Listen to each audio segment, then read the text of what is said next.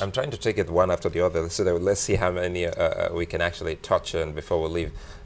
This other talk about VIP, the frequency with which we hear VIP up there in the skies, I think is frightening.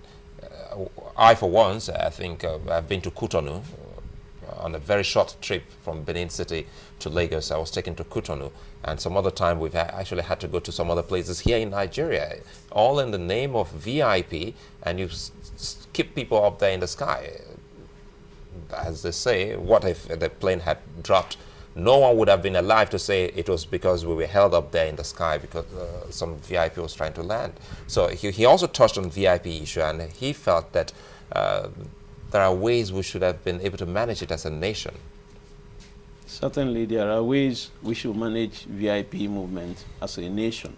When you close the airport, when you open the airport, and for security purposes, they won't let you know ahead of time if there's a VIP movement. Maybe by tomorrow this will happen or this. That's a security information. But the fact of the matter was we must shorten the time. Which airports are closed, airspaces are closed if you have major VIP movements.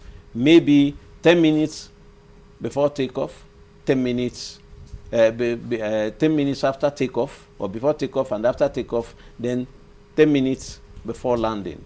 These are the distance. We must limit that time. But that is not to insinuate, because I heard that is when you were saying maybe the Dana crash, VIP movement or whatever, it has nothing whatsoever. Dana crash had nothing whatsoever to do with VIP movement. Dana crash had nothing whatsoever. Dana crash did not fall off from our skies. When I mean it didn't fall off from our skies, it's not it wasn't a weather issue. It wasn't an air space management issue. It's a direction. Today we can talk about it because quite some preliminary reports have been eyes should be focused on maybe more of human factor, more on the equipment. Yeah, but when the governors say that they don't mind the private investigator also looking into things, well, yes, the military authorities handle the businesses differently, expectedly also from their civilian counterparts. But don't you think they predicated some of that perception on the way the civilian version has gone, where they say, look, let's get a private investigator in this, because truth be told, that's what some out there also think, even though you say the report is not usually for the public. But that confidence, they need to get that confidence to the public from the aviation sector, which, would you say that's happening at the moment? You know, when Dana crashed, that's the latest we had. You know the number of persons who died in that crash is being investigated. It's been investigated. The Senate committee, not the National Assembly subcommittee, joint committee, did that. The group of Bakbolos committee set up by minister did also what they did. AIB is doing what they are doing. Well, could it have been possible to say, let's have a private investigator in that situation, given the number of persons who died, given the number of lives that died? I'm trying to compare two situations. If a private investigator was not necessary in this time, why has it suddenly become necessary at this situation?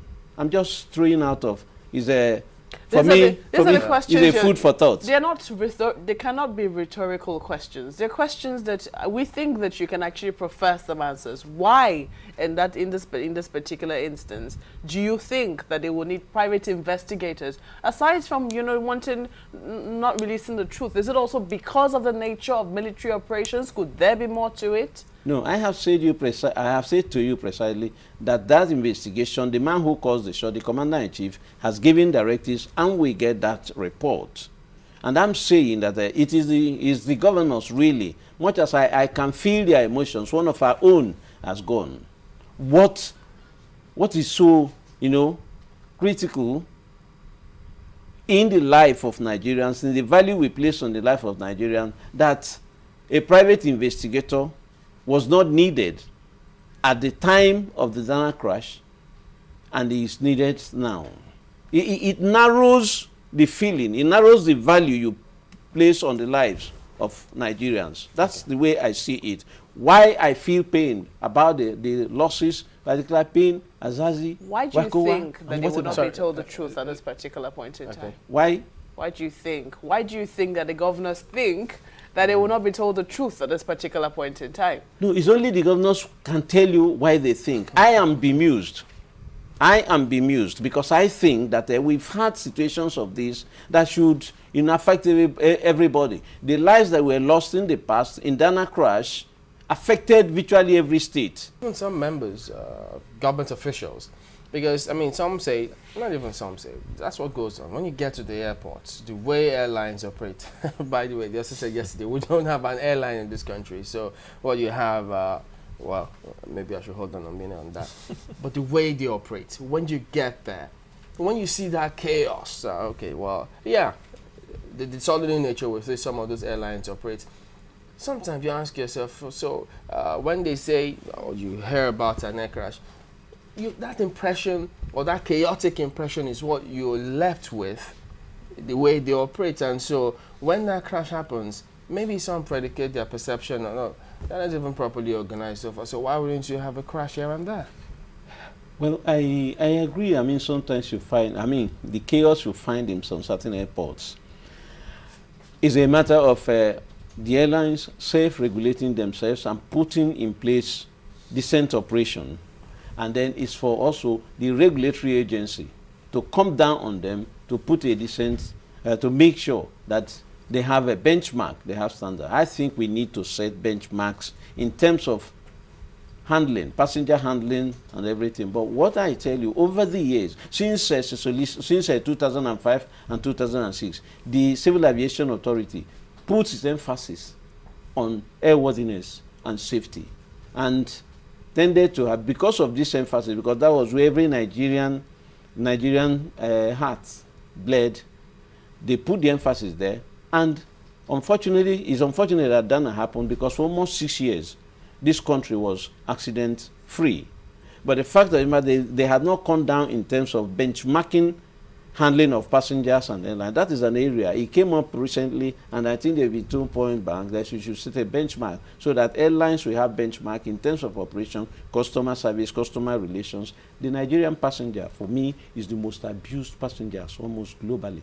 Is abused by our airlines, abused by foreign airlines, and we have nothing to say about it. We experienced it recently, but I think that's what we should do. Yes, there's chaos, but separate this chaos from the other place because there's so much focus and emphasis on airworthiness and safety by NCAA, and give it to them. They've done creditably well, but this other side of it is something that we need to address because we should be treated properly as passengers, and this chaos should be removed from our airport so that it doesn't give this perception that you're talking. It's an extrapolation of what you find at the check-in counters and the handling to safety. That's why people have this perception.